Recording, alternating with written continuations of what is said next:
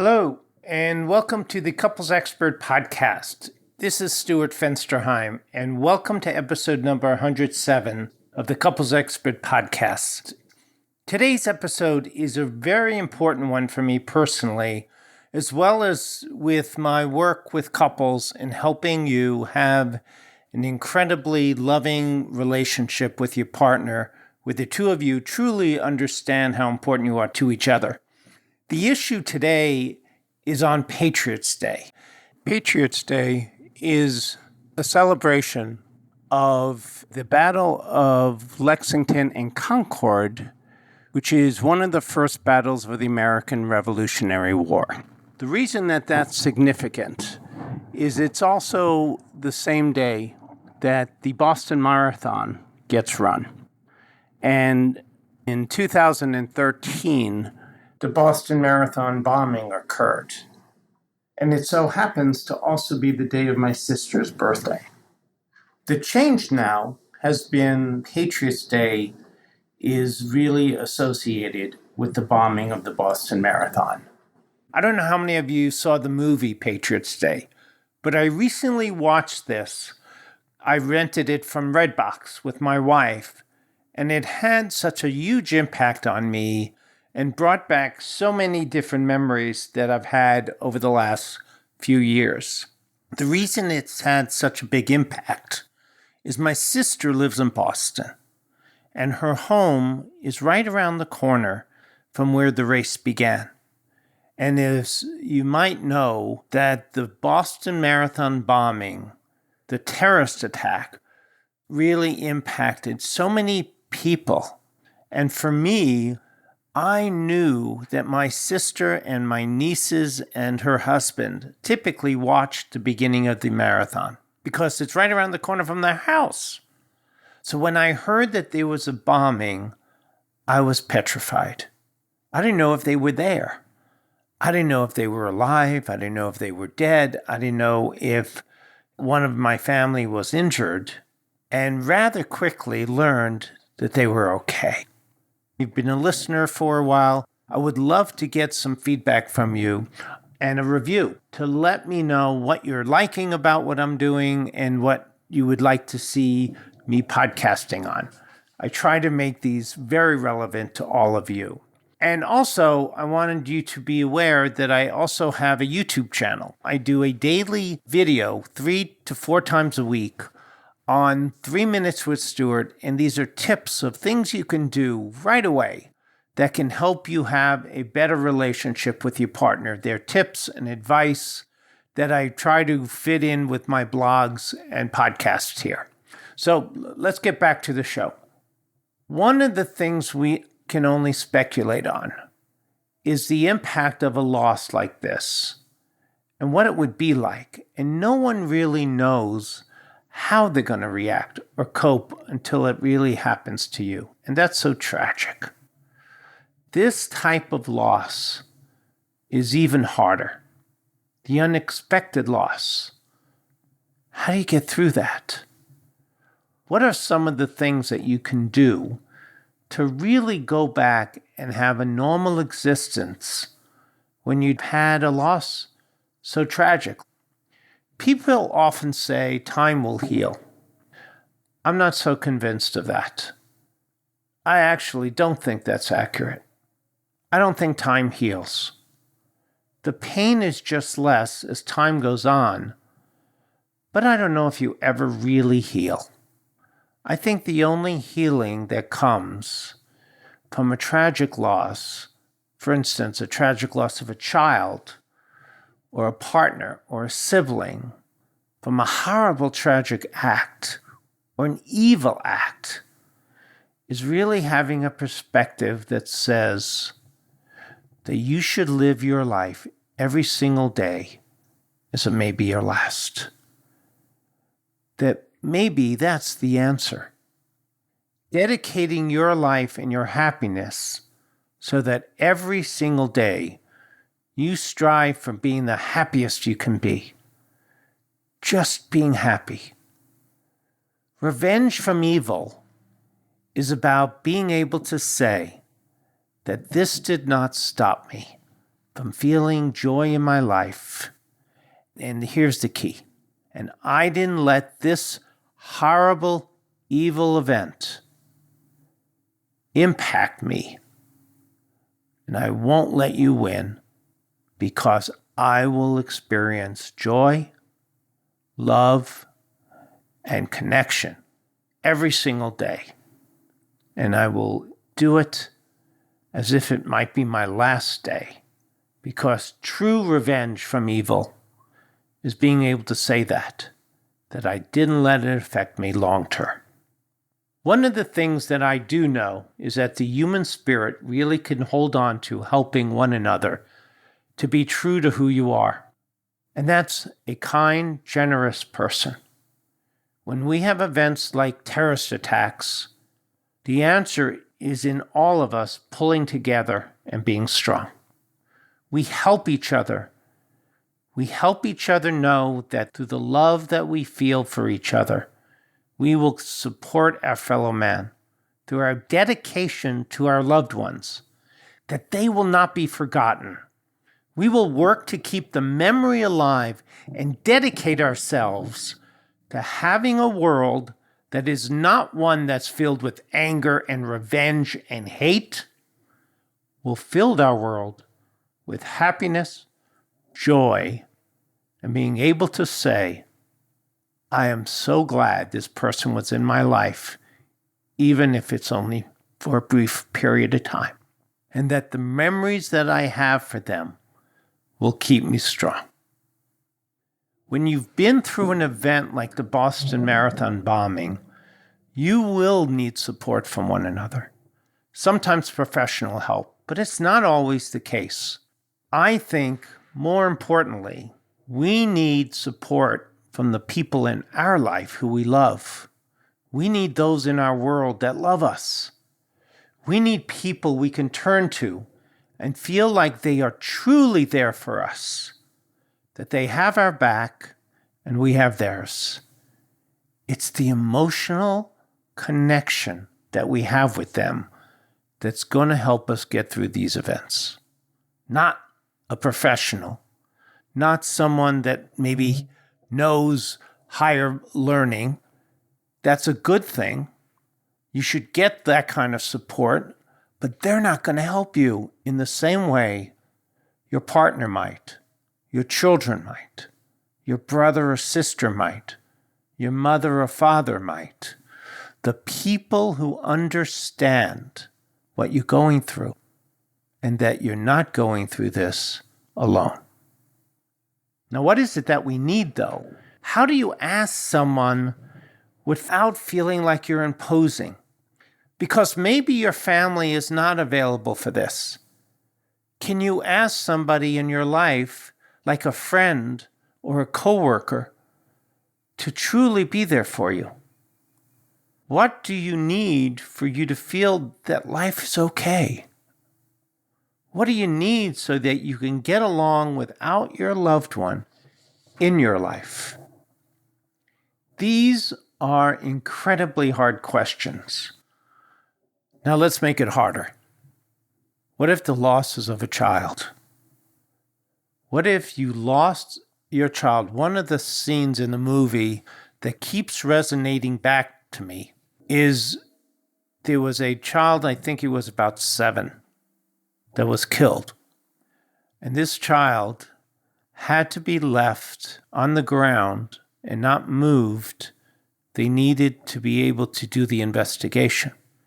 And one of the most difficult things for the firemen was the fact that they couldn't take this child to his family, and the child just had to stay there for a period of time. A child's not supposed to die before a parent. Yet, through these awful events, sometimes that's what occurs. And sometimes things happen to us, and we just can't make sense of it. Because sometimes it happens for no reason that we can come up with. There is an incredibly good book that has helped me through the years called When Bad Things Happen to Good People. It's by Harold Kushner. That book has made a difference in my life.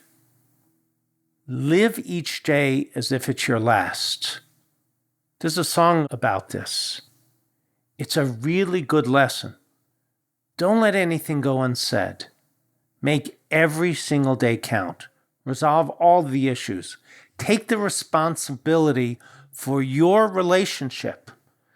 Give yourself plenty of opportunities to let your partner, and not just your partner, everyone that you interact with, everyone that you come in contact with, whether it's work relationship, whether it is in volunteering, whether it is in your civic duty, whether it's in political events, let the people that you know you authentically.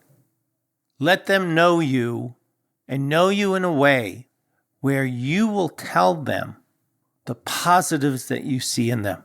When you see someone who just has a bright smile, tell them.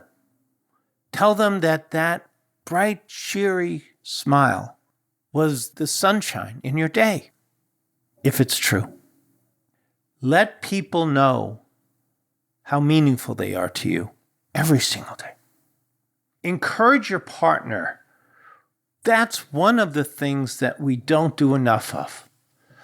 When they're struggling in their work life or personally, give them an emotional and moral support. Let them know you're standing with them, rooting them on, that you believe in them. If they're grieving, be a shoulder to cry on and a listening ear. Build them up. It's easy to find fault with people. We all seem to have spent so much of our life doing that. Just be the one that doesn't do that. Make a commitment to yourself to be the person that finds the glass is half full. Be the one that finds the positive. Be the one that in a room full of negativity at work or in your personal life, you're the one that finds the perspective that's positive. Appreciate all the small things in your life and in your partner.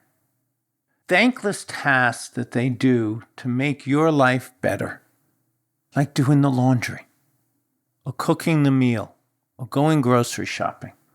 Be the one to notice the small things. I think one of the things for me, being that I have been married before, is the commitment that I made to myself when I was getting remarried was I was not going to be the naysayer. I was not going to be the one that didn't see the small things. One of the issues for me, when I looked at my marriage and said, what part did I play in it not working? Because we all have a role. What I realized is I wasn't enough of a cheerleader.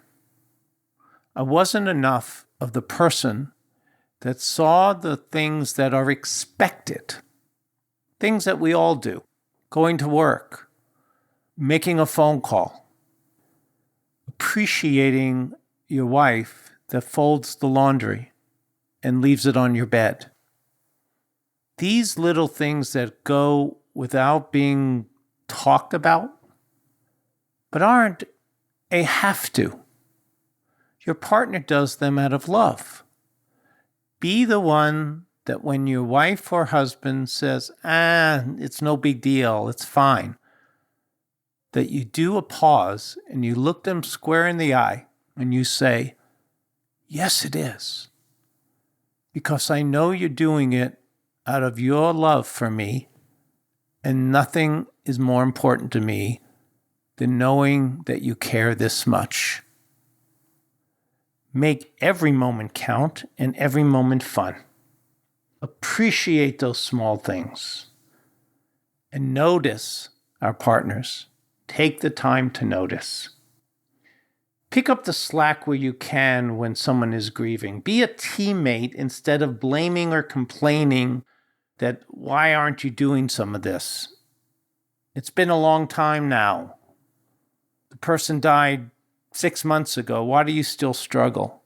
Don't be that kind of partner. Be the partner that says, I'm here for you, however long it takes. Recognize that they're going through something and they need some assistance from you. Here's the flip side of that. Recognize also that you're going through something because someone that you love is hurting. The feeling of helplessness that comes with that can really have us get defensive and not know how we're supposed to deal with this. Ask your partner. Talk about this. Talk about your desire to really be that support, that strong shoulder, that person in your partner's life that they can count on. The other side of this is if the person who has passed away is someone that you have also known very well, you're going through your own grief. I want you to be willing to share with your partner when you're struggling with your own pain. Sometimes you might need them to be that strong shoulder. The saddest thing I see are couples who have grieved over a child, a miscarriage. I see it more often with things like a miscarriage, where the experience that the couple reports is that they feel so very much alone in the pain. And they are sharing the pain. They both have their own pain. They grieve separately. They grieve in their own way. And they don't realize that their grief can be something that they share and it will help both of them. Crying together over a loss is incredibly bonding. One of the things I recall a few years back, I went to a workshop on grief and loss. And one of the things they talked about was that when you cry, your tears for grief, they've learned have a different chemical composition than crying for other reasons. And there's a healing element in it. If the two of you are crying together, that's a connecting experience.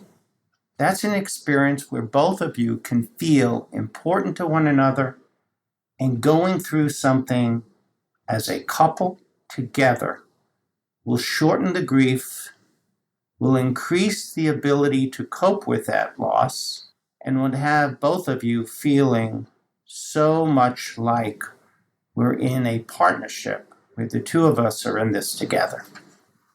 Don't minimize this. Take time every day to pay attention to your partner and your relationship. Cut off the distractions. Yesterday I was watching 60 Minutes with my wife and my in-laws, and they talked about the distractions and what happens to the human brain when we're so focused on our technology and our smartphones.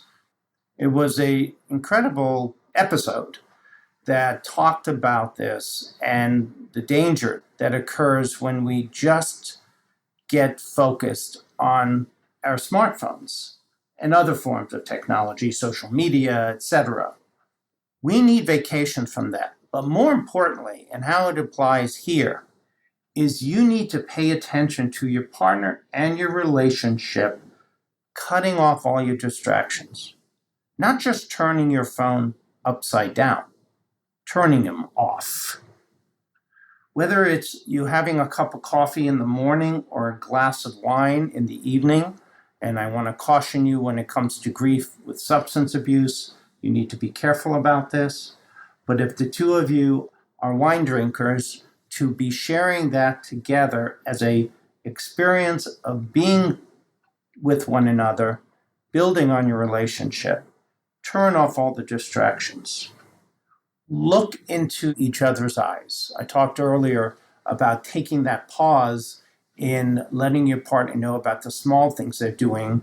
And I said, pause and look them square in the eye There's something really bonding when you look someone in the eyes and tell them how much you love them.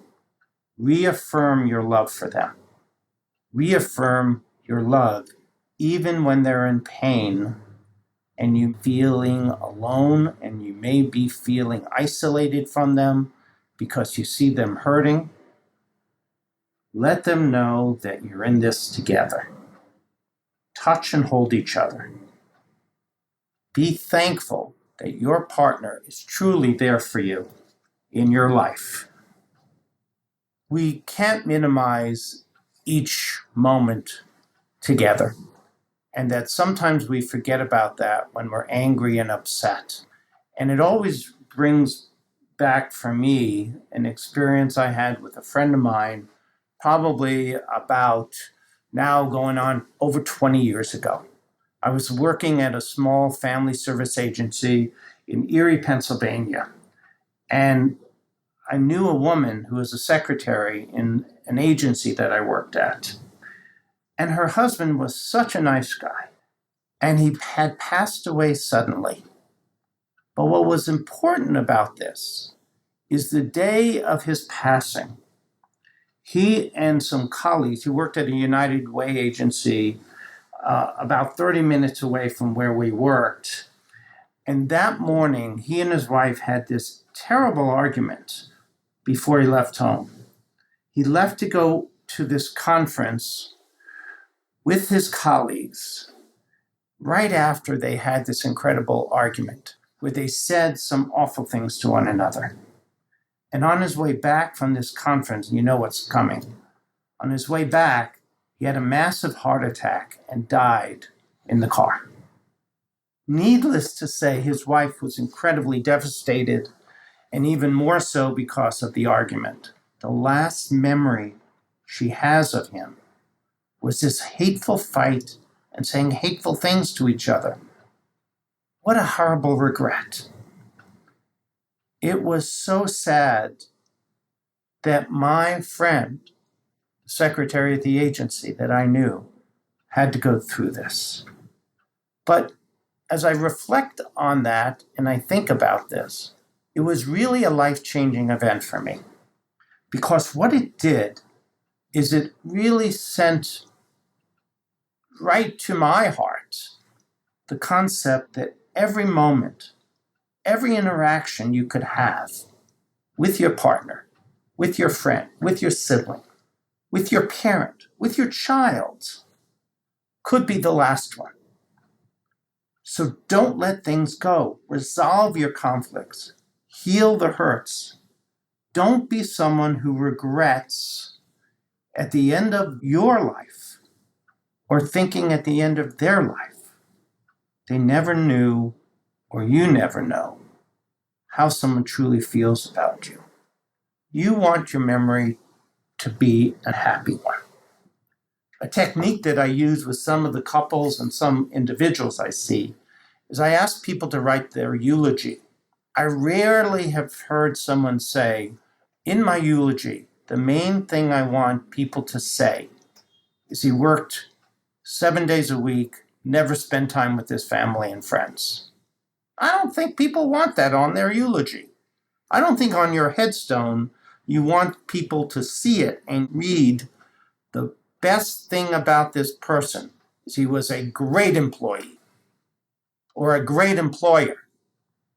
You want people to say, this was a man that was filled with love, loved by his family and friends, and people knew how he felt, and that what he felt for them was an undying love every day of their relationship and every day of his life. That's what you want. I want to take a quick pause here and just talk about next week's guest, because next week's guest is going to be Charlie Glickman. And I recorded this episode already, and it is going to be an incredibly open dialogue about sexuality and long-distance relationships. I met him at a conference, was very drawn by him, and he's agreed to really be a guest on this podcast. And I'm so looking forward to discussing traveling, sexuality, and long-distance relationships with him. It's going to be interesting, and it's definitely not going to be PG. This is going to be an R-rated episode, so if you have children, do not listen to this episode around the kids. So what I hope the takeaway from today is, we started with that acknowledgement about Patriots Day and the Boston Marathon and some of the losses that people have experienced, grief and loss, and ways you can really be there for your partner. What I want you to really think about is the impact of the loss on your relationship. If nothing else, realize the following. One, the loss of a loved one is devastating and life-changing. And we can't just erase it and say, oh, we'll be fine in a bit. You're never going to be the same. It's what you take away and the memories that you take and the meaning that this life has had on you that can really help you get through it. If your thoughts are, my life was better because they were in it and I made their life better, I think the loss and the memory is a different kind of experience. That grief is different for everyone. Each one of you are going to grieve differently, and as a result of that, you need to share how you grieve and don't interpret someone's experience as not as good as yours, or that they're not really grieving because you don't understand why they're not more painful, more crying, or why they don't talk about it. Everyone grieves differently. Your job as a partner is to be understanding and compassionate and talk about what your partner needs from you. Your partner should always know how important they are to you, not just with grief, but this is with every day of your life. And the last message, I think, and one of the most important messages about losing people that matter to you, is leave nothing unresolved. Have no regrets. Something I didn't talk a lot about was end of the life is really a very vulnerable, positive interaction that can occur between people. And this is if you know that someone is done. Talk about the things that maybe you've never shared. Talk about some of your pains. Talk about your partner and the positives. If there are things that really have impacted you that you've left unresolved, fights that you've had, take the time, take the risk, share your vulnerable feelings, your love for that person, and let that person know that them being in your life really has been a godsend. And if the conflict has been such where it hasn't been a positive experience, look for those parts of your interactions that were okay and talk about those. And maybe even talk about the pain. One of the things I think I'm going to do is write a blog on how do we say goodbye to someone who's dying. What the best way of doing that might be. It may not be during this week, which we're doing on grief and loss, but sometime shortly. So check my blog out. I blog pretty much every week. You'll see that that's coming. Thank you for joining me again. I thank you very much. I love doing these. I hope they're relevant. Please write a review, send me a message. Let me know what I can be podcasting on. I want these podcasts to really be meaningful. And until next time, it's Stuart Fenstra, the Couples Expert, reminding you that when you experience grief and loss, be patient. Be there for your loved one. And above all, please stay connected with me. Take care now, and we'll see you again. Bye-bye.